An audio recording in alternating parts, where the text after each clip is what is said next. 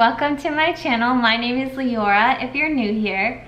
So today we're going to be talking about how do you apply to dental school. So the video will be divided into two parts. The first part being what you need to do before the application, and then the second part will be the actual application itself, and we will move to my computer for that so you can see what the ADSAS application looks like.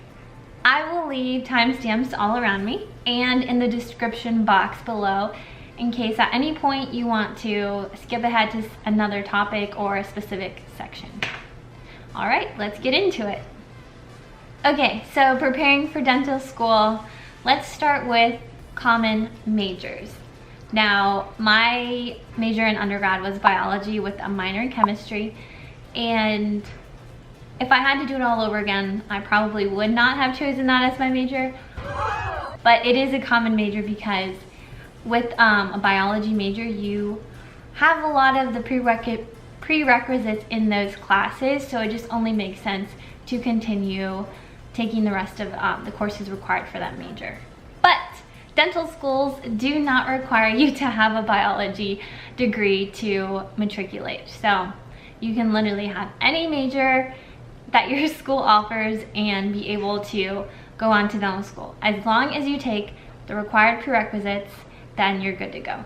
Most dental schools require 2 semesters of biology with a lab, 2 semesters of general chemistry with a lab, 2 semesters of organic chemistry with a lab, and 2 semesters of physics with a lab. So this is not 100% accurate for all schools, but generally speaking, you'll be good to go if you have taken those classes. Some schools do require additional classes like anatomy and physiology, microbiology with lab, or biochemistry. So you definitely need to be on the lookout on the school websites or using the IDEA guide and kind of see if there's any discrepancies there. Another thing that you need to do to prepare for applying to dental schools is take your DAT. I actually made a video talking about my DAT experience, and I will also link that below if you're interested. Granted, this was about 2 years ago now, so take what I say with a grain of salt and know that it was my experience, and it's not going to be the same experience for everyone who does the same thing I did, and everyone has different strengths and weaknesses. So what I did worked for me, but it may not work for you. The last thing you will need to prepare for your application are letters of recommendation. And I will go more into that when I get to that section on the application. So let's head to my computer. Okay, so we're gonna start with logging on to the IDEA ADSAS application site. Here you will find this login screen, and right now it is May 7th, so clearly the new application cycle is not open yet. There will be a soft open on May 14th, which is a Tuesday, and with this, IDEA is giving you about 3 weeks to complete and review your application so that you can be able to submit it as early as June 4th. Which is a Tuesday as well, and it's just giving you that extra time to submit it as early as possible. This is really nice. I unfortunately did not take advantage of this last year, but I know many people who did, and it was very helpful for them. All right, let's sign in. Okay, so there are 4 sections to complete on the IDEA application. You have personal information, academic history, supporting information, and program materials. So let's start with personal information. Here are the sections that you have to fill out. I will click on them so you can kind of get an idea of what you will see. Release statement, just general paperwork, biographic information. This is just getting to know you a little bit more, contact information, you get it. Now, something that I want to talk about is environmental factors. There is a section here where it says disadvantage consideration. Do you wish to be considered a disadvantaged applicant by any way of your designated programs that may consider factors, social, economic, or educational? If yes, please answer the following question. Now, I did click yes for the disadvantaged section because my parents were not able to support me throughout my college career experience, whatever you want to call it. So I did have to work. So I stated that in my little paragraph here. And I also talked about how I was a first generational college student. I recommend you also click yes on the disadvantaged box if you had to work through high school and college. You know, your parents couldn't support you financially, so you had to support yourself. Definitely click that, because that is something to definitely consider. Schools want to know why you got the grades you did. You know, maybe you succeeded and you were also working, maybe you didn't. They want to know as much as they can to get a good picture of you. And the last section that I want to talk about in the personal information section is other information. This is definitely something you do not want to skim over quickly. There's a lot of important questions here that could really make a difference on your application. There are questions about felonies, misdemeanors, you know, just anything regarding kind of getting in trouble with law and why. Also, there are questions regarding if you've ever applied to other health professional schools, and if you've applied to dental schools like before. And also there's a question saying, have you ever applied to U.S. dental school prior to this present application cycle? So they want to know if you're a reapplicant. And there's also a section where they want you to state which schools that you applied to.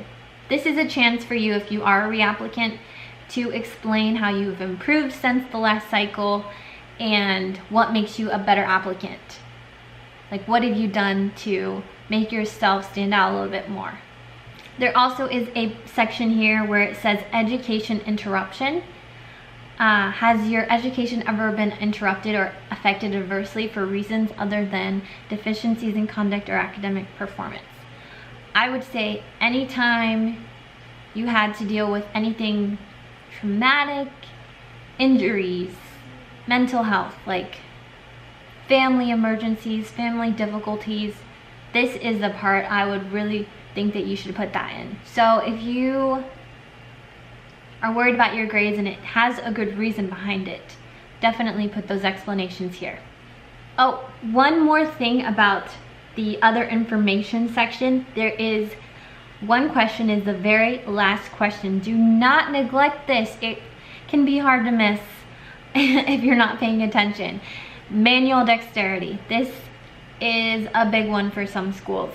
Describe any activities requiring manual dexterity, you know, requiring hand-eye coordination. This is where dental schools want to know, okay, how well can you work with your hands?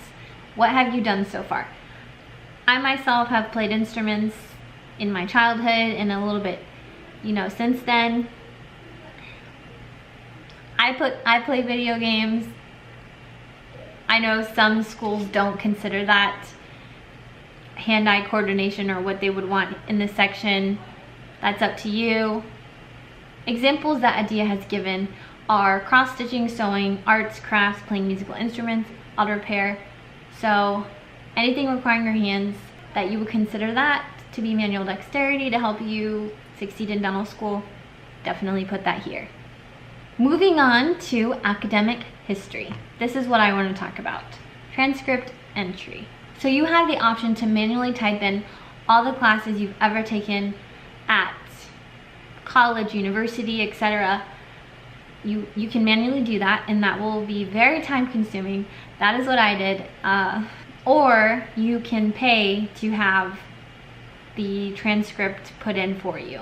I don't remember how much it cost, but I remember it being enough where I'm like, I can do this myself and I'll save myself money, because applying in general to schools can get really costly. So the way to type in your transcript is to have an official copy of your transcripts from your university, college, etc., and type in every single class, and that is that you've ever registered for. And I'm not talking like ad drop week, you're like, I don't like this class, I'm gonna drop it before it's officially on your transcript. No, I'm talking about anything you have officially withdrawn from and have like a W on your transcript, any class you failed and retaken. I think there's an incomplete that you can have on your transcript as well. So any of those need to be input into your transcript, because all this information will be verified when you request an official transcript from your school and they send it to ADIA. So I'm not sure why they have you type it in when your school just sends it to them anyways, but it's just something you have to do. The third section I want to talk about is supporting information. Okay, so the first part of supporting information is evaluations. You can enter a maximum of 4 individual evaluation requests or 1 individual and 1 committee request. Now what ADIA has you do is type in the email and it sends a request to the professor or dentist or whoever you are sending it to, and they fill out their part and they submit their letter of evaluation, or letter of recommendation I should say, and they can submit it through ADIA. And I always opted not to be able to see any of those recommendation letters just because I don't like reading about myself. But this is where you can see how the letters that you have requested for, where they are in that process. It'll tell you if they've accepted it and if they've submitted it, or if they're in the process of submitting it, so you can stay on top of that. The second part is experiences. Now this is going to be probably a lengthier part of the video because there are a lot of parts to experiences. This is a section you also really do not want to mess up. Let's take a look at how you add an experience. Okay, so it starts out with, what type of experience do you want to add? There are 6 different types. I'm going to start from the bottom. Let's start with volunteer. I would recommend at least 100 hours. I myself, I think I had over 800. That included mission trips and service learning trips for me though. But volunteering is something I've always been passionate about. I am very much adamant about giving back to your community, and schools want to know that you care about people. So definitely have a good amount of volunteer hours. ADIA considers volunteer work anything that is done outside of the healthcare field. So this includes tutoring students, Habitat for Humanity, soup kitchens, things like that. And with every experience that you type in, you need to have the name of the organization that you worked with, address, city. Those are not required, but I really suggest that you put as much information as possible. Country, zip code, state, supervisor. This is not required, but again, I highly suggest that you put this. It just verifies that, these experiences were legit. Okay, and so for the experience details, you put your title, student observer, and you can fill out the rest of this. And I recommend that you always click yes when they ask if they can contact the organization. It just solidifies that this is a legit experience. Okay, the second experience I want to talk about is research. This is not necessary, but a bonus. Any experience you have working on a research project, definitely put that here. ADIA considers extracurricular activities, any related activities you would like programs to review. So academic clubs, competitive teams, but do not include paid work here. Moving on to employment. This is going to be for anything where you had paid work done outside of the healthcare field or research lab. So retail, restaurant jobs. I myself put restaurant jobs. The next experience type is dental experience. This includes shadowing and if you have ever worked for a dental office. So both paid and unpaid work in a dental field. For shadowing, I would say at least 100 hours is good to give you a good exposure to the field. And it should be noted that ADEA does not like double dipping. You cannot repeat hours for the same thing. ADEA wants you to divide the hours accordingly and put them in the different experience types if that applies to your experience. So for example, I was in a club called MedLife. I would consider that extracurricular activities, but we did volunteer work. I just put it as one big hole under extracurricular. When actuality, I should have taken any volunteer event that I had done through that club and put that in the volunteer section. So my extracurricular activity should have included MedLife as the club, and anything I did that did not include volunteer work. So that is what they're looking for. And when you do it this way, it makes it easier for the schools to look through your application. And I think a lot of schools use points, and that's how they will give you points. And it's easy for them to dissect your application if you are following along what ADEA wants you to do. The last experience type is academic enrichment. These are programs sponsored by colleges, universities, or other non-for-profit organizations. I only had one academic enrichment that I included in my application, and that was a pre-dental day that I attended. But looking back, I believe I could have added anytime I went to a research conference and I presented. I feel like that would be in this section here. Let's move on to achievement. Here are some of my achievements. This is where you can include awards, honors, and scholarships. I also included my published paper that I did while I was an undergrad. Do not leave this section blank. Hopefully there is at least one achievement that you can think of so that schools know that you are this well-rounded applicant. I also did not include when I was on the dean's list, but that is something you would consider an honor, and you could have put that in here. Also, membership in honor societies can be included in here. Licenses, if you are licensed as a hygienist, for example, where you would put that information under licenses. And now for one of the most important parts of your application, your personal statement. Basically, you want to answer why dentistry in 450 characters. So it's not something to take lightly. Schools consider this very heavily, in regards to your whole application. And definitely have a lot of people look over your personal statement and give you feedback. The more feedback, the better. Don't be ashamed of your writing skills. If you need help, go to a writing center at your school. There's always someone who can help you. There is also the option to pay people to help you if you need that. So there's definitely a way to make your personal statement as best as you can, and don't take it lightly. Now for the last section of the application, program materials. This is where you are going to pick the schools that you want to apply to, and you can kind of get a little bit more detail as to what they have put on ADEA, and every school is different and what theirs looks like. And you usually have to pick out the prerequisites for each of those schools yourself so that they can see that you fulfilled their prerequisites. I chose 15 schools that I was initially planning on applying to, and then as it came down to it, I realized that there was only 12 that I really wanted to apply to. That is pretty much the dental application, and you can submit it when you're done, and then you can check the status of all the schools and where they are in regards to your application.